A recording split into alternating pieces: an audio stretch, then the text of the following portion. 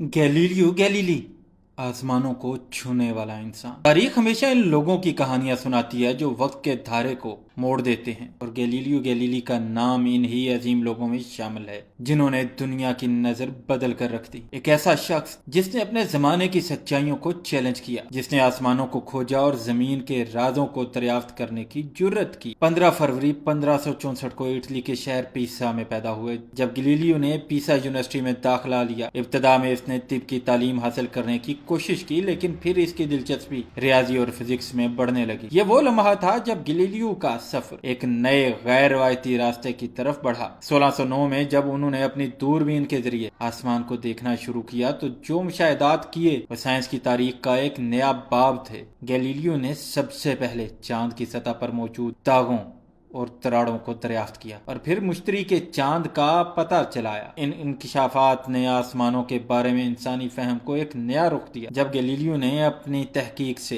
ये नतीजा निकाला कि जमीन सूरज के गिर्द घूमती है, तो इसने इस नजरिए को सामने लाया जो कोपरनिकस के नजरिए के मुताबिक था। ये वो वक्त था जब साइंस और मजहब के दरमियान एक कश्मकश शुरू हुई। चर्च ने गैलीलियो के ख्यालात को कबूल नहीं किया और इसे काफर करार दिया। गैलीलियो ने अपनी तहकीक को सच माना और इसका दिफा किया, मगर चर्च ने इस पर सख्ती से पाबंदी लगा दी, इस पर मुकदमा चलाया। गैलीलियो की तहकीकात ने जदीद फल्कियात, तबीयत और साइंसी तरीकाकार की बुनियाद रखी। इसने तजर्बात के जरिए साइंसी तरीकाकार को फरोग दिया जो आज की साइंस का हिस्सा है।